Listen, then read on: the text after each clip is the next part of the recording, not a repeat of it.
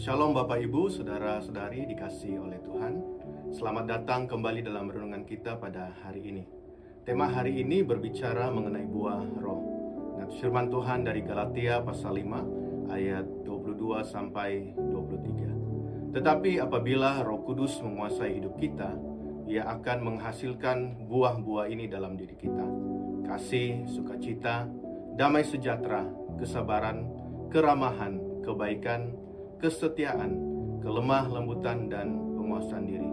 Dan semuanya ini tidak bertentangan dengan hukum-hukum Yahudi. Saya tertarik dengan terjemahan firman Allah yang hidup dalam menjelaskan ayat mengenai buah roh. Terjemahan ini dimulai dengan penekanan, tetapi apabila Roh Kudus menguasai hidup kita, Ia akan menghasilkan buah-buah ini di dalam diri kita.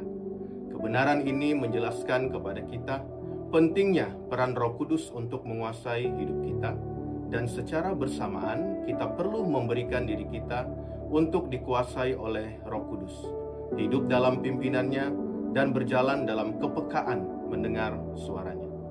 Secara sederhana, saya katakan bahwa buah roh adalah keserupaan dengan Kristus.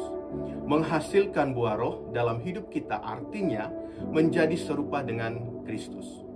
Keserupaan dengan Kristus sangat penting karena tujuan Allah menyelamatkan kita adalah agar kita menjadi serupa dengan Kristus.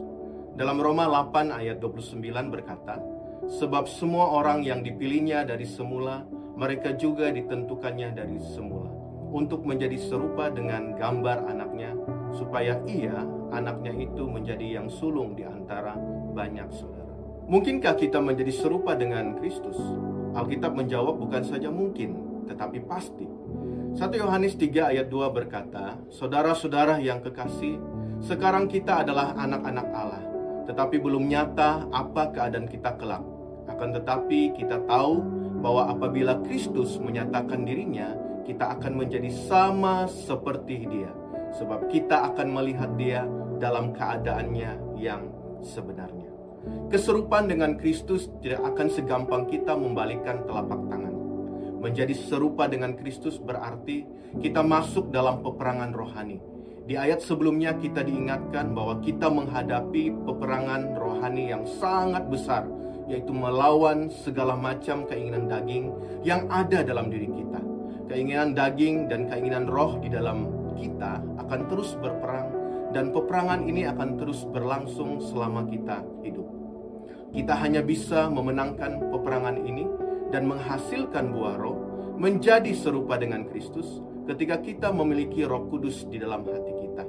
Roh Kudus akan membentuk karakter Kristus di dalam hati kita melalui persekutuan kita dengan Tuhan. Dalam kita bersaat teduh dan berdoa, melalui pembacaan dan perenungan firman Tuhan, terlebih dalam kita mempraktekkan setiap firman yang kita baca dan dengarkan.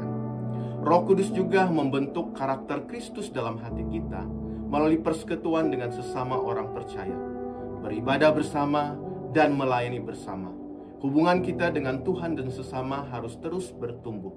Bahkan Roh Kudus akan membentuk karakter Kristus dalam hati kita dan menghasilkan buah roh melalui semua orang yang ada di lingkungan kita dan dalam setiap proses hidup yang kita hadapi.